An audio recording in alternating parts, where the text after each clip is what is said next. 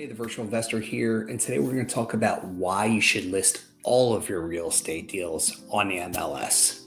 All right, we dive in it right away, and I'm going to explain why the MLS is the best disposition method and some of the advantages and disadvantages of it. And it does require an extra layer of paperwork if you are buying direct to seller, right? And it can't always do it in every market. But what you want to do is be able to get the right to market the property with your agreement of sale.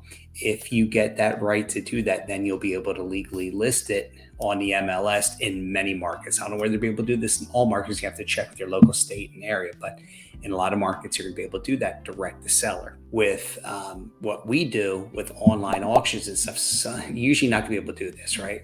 So what we have to do is take the properties down. So we have to buy them. And yeah, we can find sellers selling it on Craigslist or posting it on Zillow or putting on Facebook Marketplace and find buyers that way. For example, I'll give you an example of the deal here. So in Columbus, Ohio, property, $50,000 property, you're picking it up.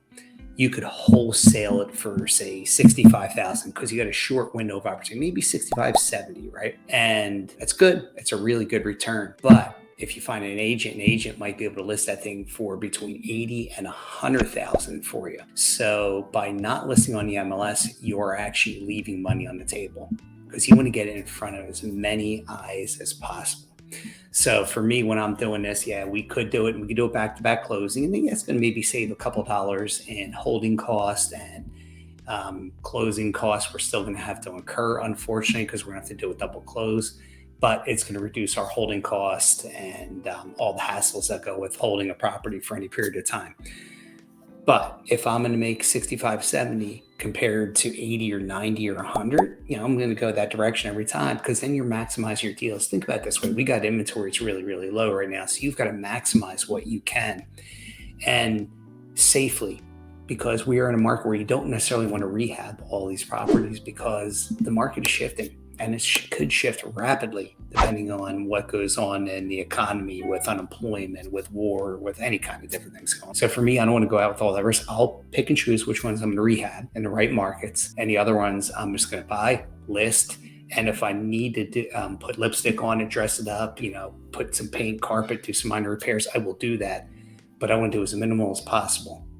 And if I don't have to turn utilities on, that's great because it's a pain to turn utilities on a lot of different areas. Just went through that today on the property in St. Petersburg. So utilities can be a nightmare. So the MLS is going to give you the highest amount. So let's get back to that. So the MLS is generally going to give you about 20% more on average on your deals, which is why we list almost all of them on MLS. We used to market them. We used to do them on Craigslist, Zillow, Postlets back in the day. For those of you that remember that, I think that went away in early 2014, 2013, 2015, somewhere in that range. But Facebook Marketplace has kind of since replaced that and is a good area to sell in. The things will change with that, and Facebook Marketplace is going to go away, and then you need to be a part of like a new company like Town Square. Paul Joaquin, we've had him on our channel.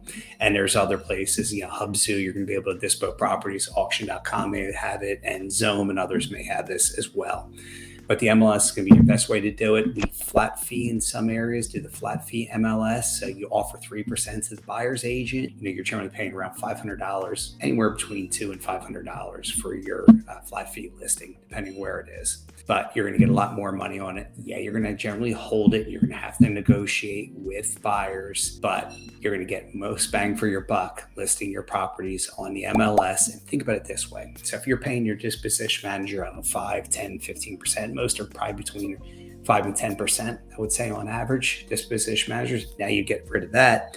Now you're paying 3% or 6% even if you went high with an agent, and you are getting 20% more. So why wouldn't you go that route? Anyway, it's just something I recommend. That's what we do. We don't really do direct to investor sales any longer. Occasionally we will if we have one where we know a particular investor, that's buying holds or whatever, and he'll pay a pretty good number. But in general, MLS is going to be your best bang for the buck. All right, guys, we'll catch you on the next episode.